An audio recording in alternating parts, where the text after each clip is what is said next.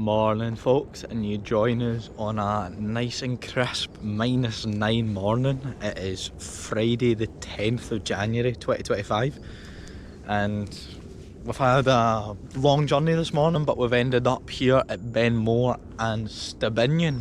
Have you climbed it? We're about to.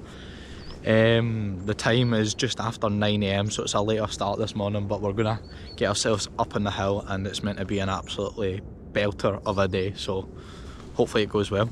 See you in a bit.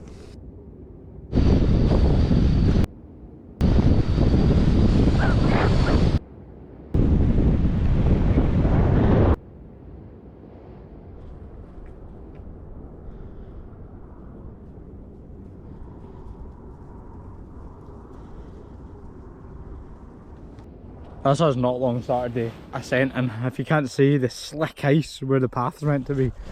So we've just stopped here with the wonderful views over to the Binnein Hills, the Binnein range.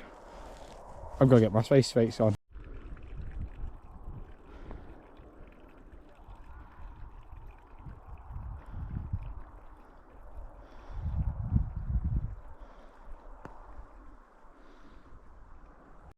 Stopped here with a lovely view over to the Binnein Hills. We're just a wee bit further up the slope. It's really icy, so we're just taking our time. The micro spikes, you would not be able to do this without them. And if the snow gets harder further up, the crampons will be coming on. But that's the bit where it just flattens out a wee bit where the peak is, and it just a gradual pull up to the top from there, but pretty steep going until then. The path's just getting slippier and slippier. The snow's getting a lot more compact as we go up, so I'm gonna whip out the big guns, get the crampons on, put the wee spikes away, and yeah, the breeze is starting to pick up now. It is chilly, but look at this.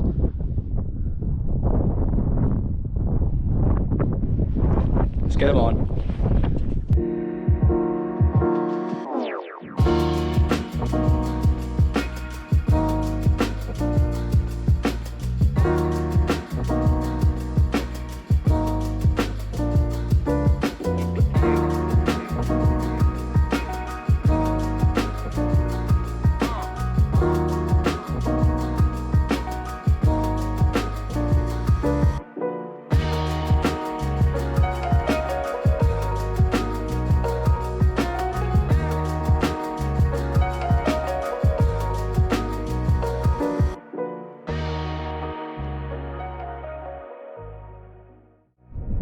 This is one hell of a pit stop location.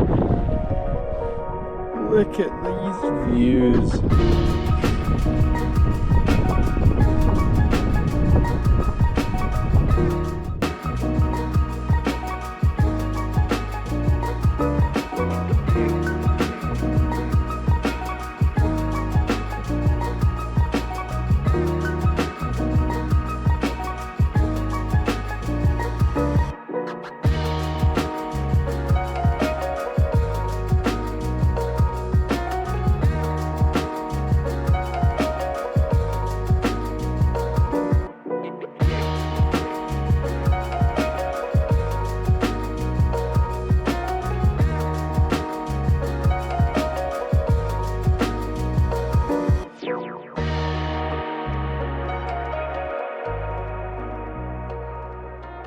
You join us here at the hotel just down. That's the trig point up there, and it is the best point of shelter on any hill.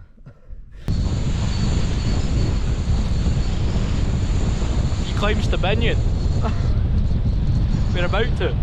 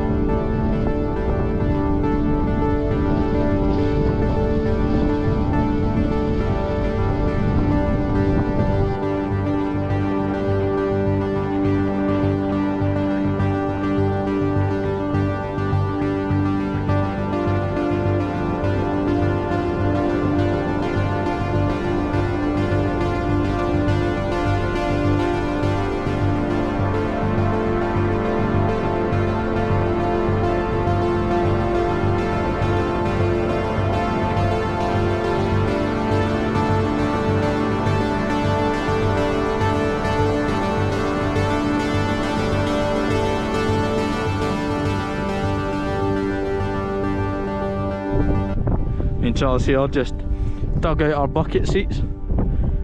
Join the view. Let me show you the premise of a bucket seat. So you make like a half moon, semi-circle, dig it out, enough space for you and your bag to go in, and you got a nice wall. Mine's kind of collapsed a bit. And then you got a channel going up that you would put a leash in, and then bury your ice axe in there. And then you'd attach the leash or the sling to the back of your harness. You'd be sitting in there with your harness, and your partner would either be, you'd be lowering them down or pulling them up. So this bit stops you. So if they fall, you catch their weight. Join me halfway up the side of Stob Binnien. I left Charles on that slope behind me, which you can see. After we dug the bucket seats, he decided just to stay there, since we've already bagged this peak. Me on the other hand, I had to come up. It's my favourite, I talk about it in every video. So I need to climb it. Plus, I can't leave a hill on climbs if I can't help myself. Especially on a day like today.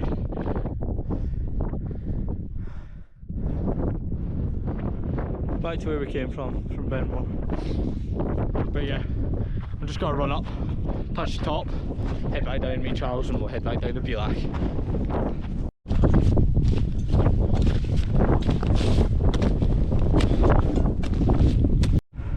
I've had a lull from the wind.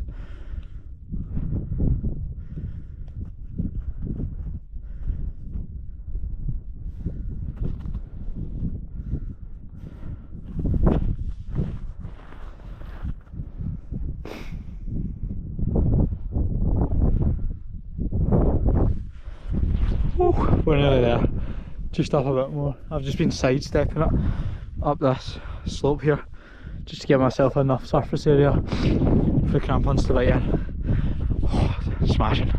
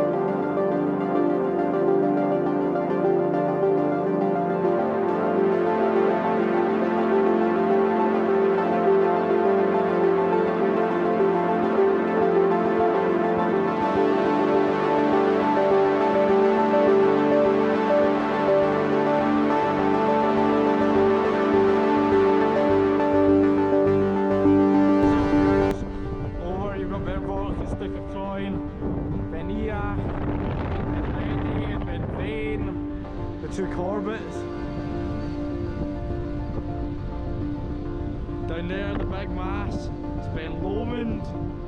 Over here you've got the rest of the hills, you've got Trudge, you've got the hill of the sheepfold, I can never remember its Gaelic name, but that's its English name. Then you've got the castle behind that as well, and behind both of them you've got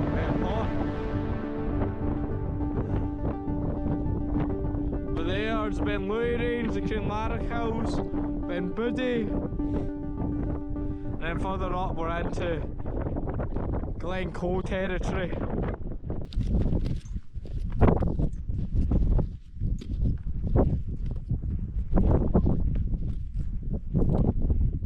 Just wanted to point out the cornices.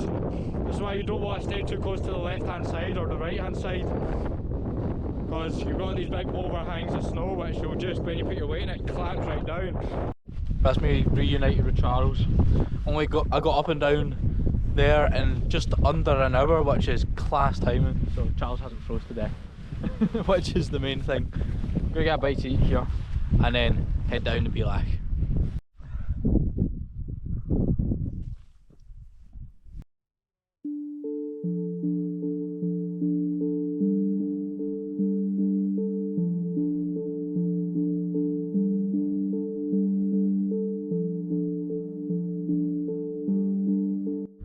This is us just slowly and surely making our way down into the glen. We've just left from the Bielach and we're just following this wee burn. In winter it doesn't matter. The terrain's good enough that you can just go down anywhere. And then it leads you to a wee river down there, which will then join a 4x4 track. But it's stunning. We just sat for ages talking.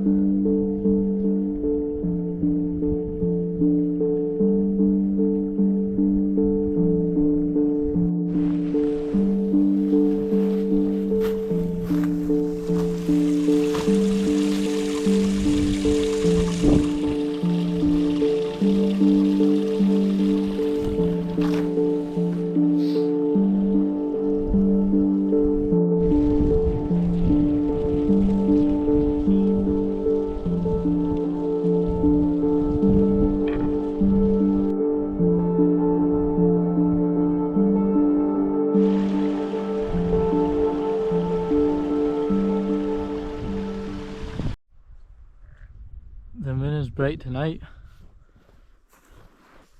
It's lighting the way.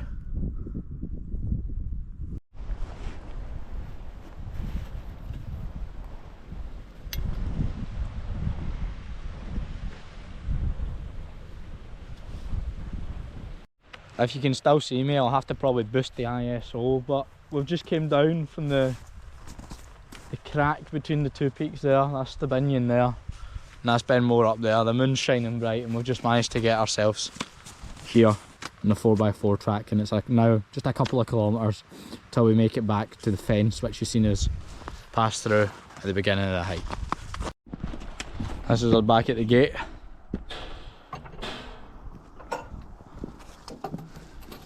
About 5 minutes to the car. Right troops, that's us just back at the car. Absolutely terrific day again. We got so many good views. Not a cloud in the sky. The only downside was we couldn't get the drone up because it was that windy. But I hope you can hear me over the sound of the road. But as always, absolutely amazing. The stats for today, guys, are just under 8 hours and about 14 kilometres walked. And it was, yeah, again, 10 out of 10. Give us a thumbs up if you enjoyed. As always, we've just climbed Stob Binnien. Have you? See you later, guys.